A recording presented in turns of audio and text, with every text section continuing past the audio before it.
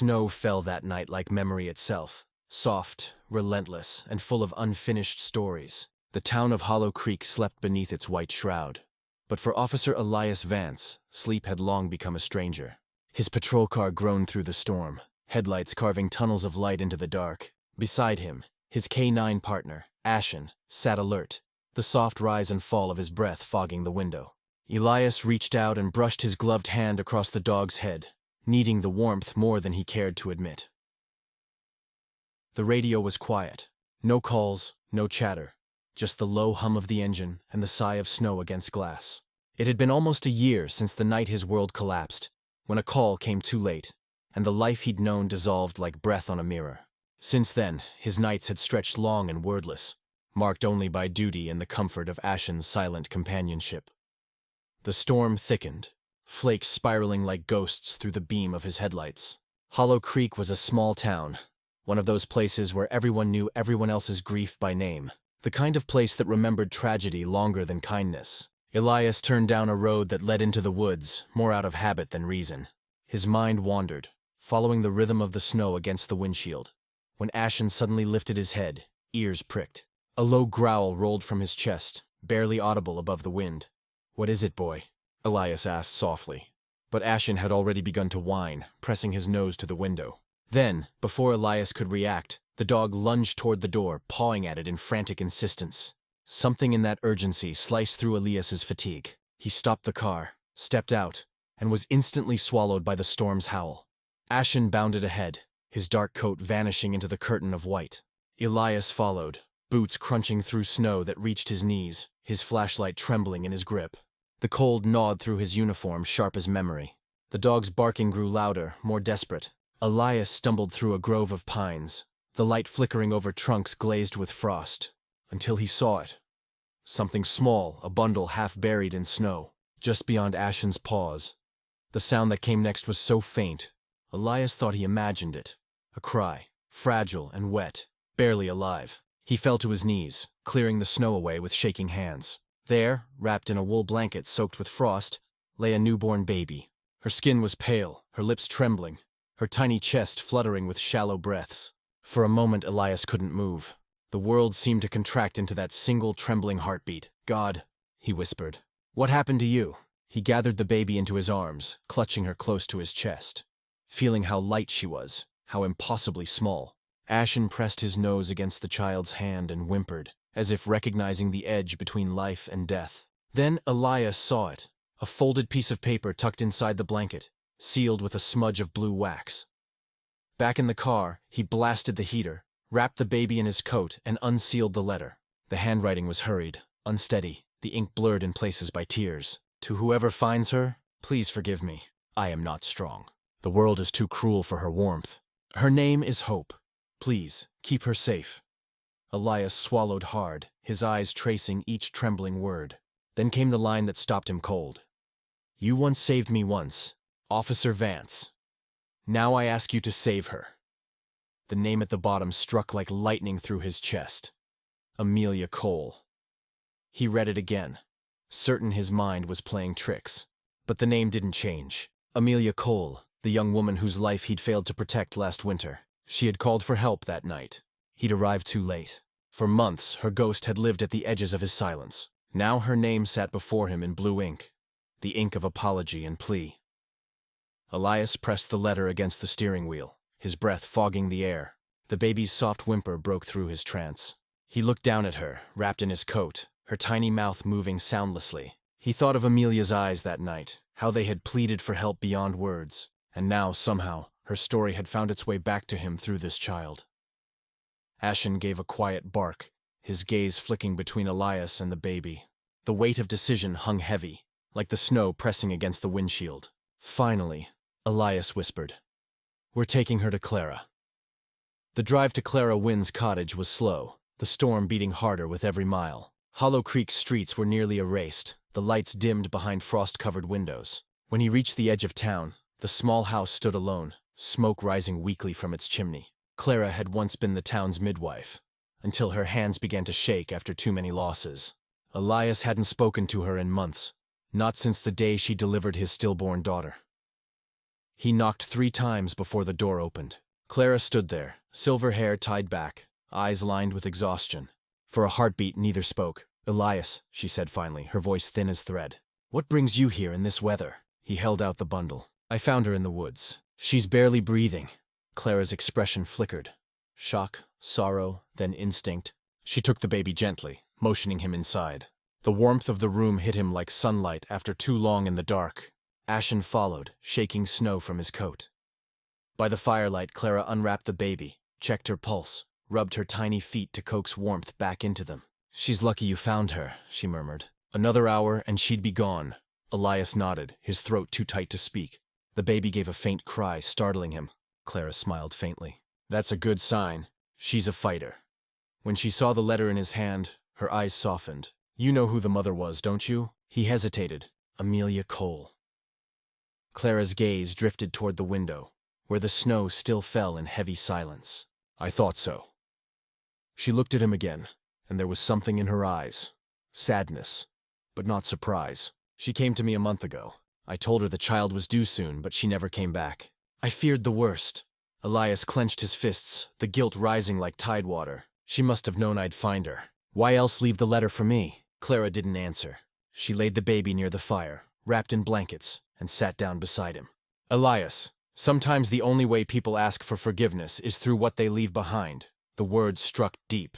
He watched the firelight flicker across the room, the baby's fragile breathing sinking with its rhythm. The storm raged outside, but in that small cottage, there was only warmth and the quiet pulse of new life. "Will she survive?" he asked. "She will," Clara said. "If someone stays." Elias looked down at Ashen, who lay near the cradle, his head resting on his paws.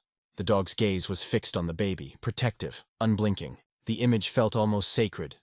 The weary officer, the loyal dog, the child who shouldn't have lived but did.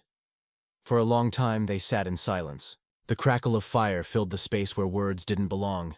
Clara hummed an old lullaby, one she used to sing when his wife was still alive. He didn't join in, but the tune stitched something inside him that had been unraveling for years. When the baby finally slept, Elias rose. "I should go," he said. Clara looked up. "Go where?" "The storm's only growing worse."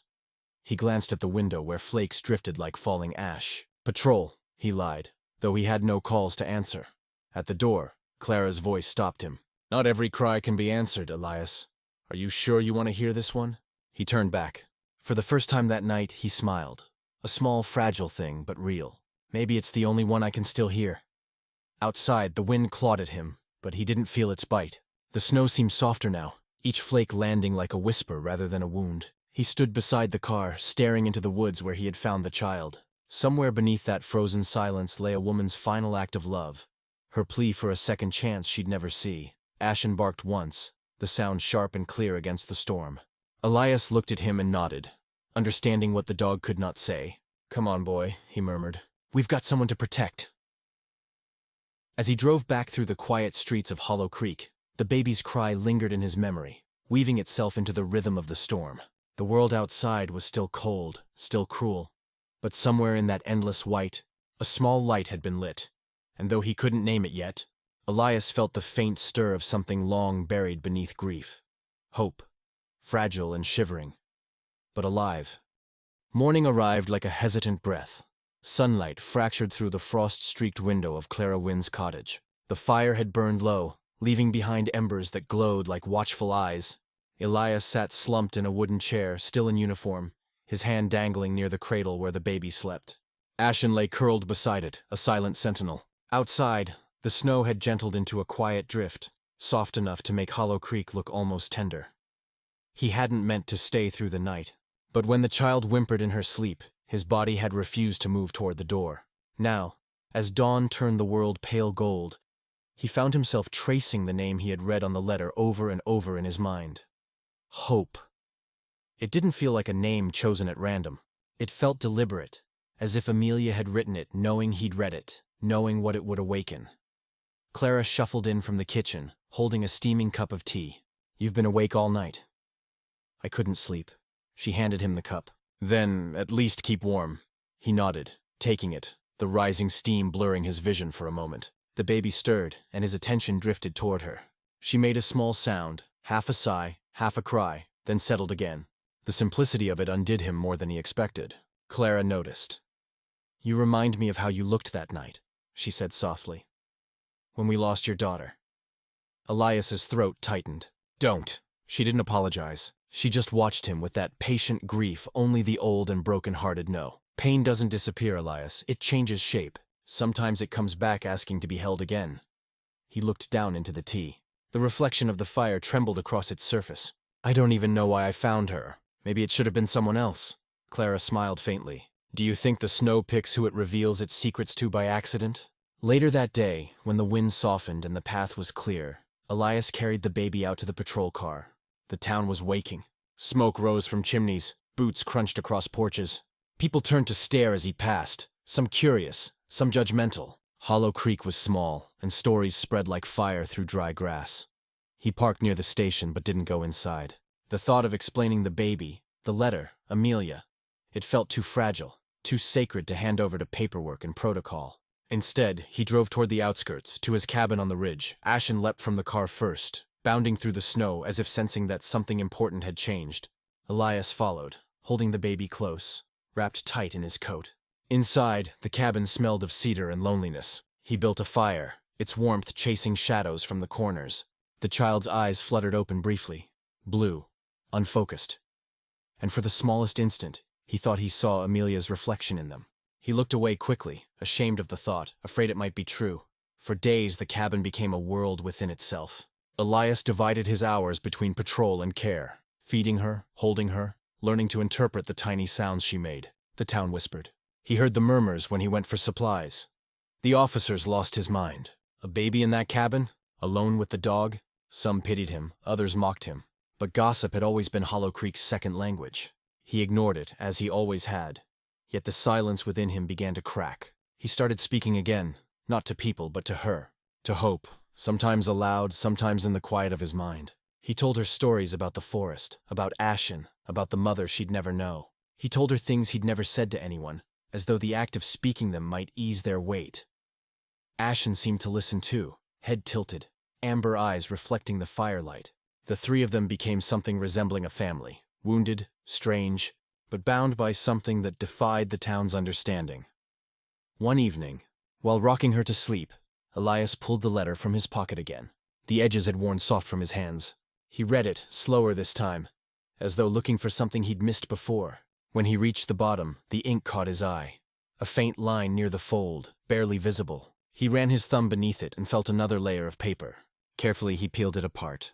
A second page fell into his lap. The words were smaller, written in haste. "If I don't make it back, tell him the truth. She is not his burden, she is his blood. The man who once saved me but never knew. Her father. His name is Elias Vance." The room seemed to tilt. The air left his lungs in one long, trembling exhale. He stared at the page until the letters blurred. His blood rushed in his ears, loud and unsteady. "No," he whispered. "That can't," but he knew. Somewhere deep down he had always known. The night he saved Amelia from her husband's violence, months before his wife's death. He remembered the look in Amelia's eyes, the silence that passed between them like something sacred and forbidden.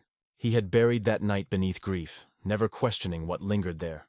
Now every question he'd refused to ask came roaring back. Hope's face, her name, her timing, all of it aligned in a way too cruel, too miraculous to deny.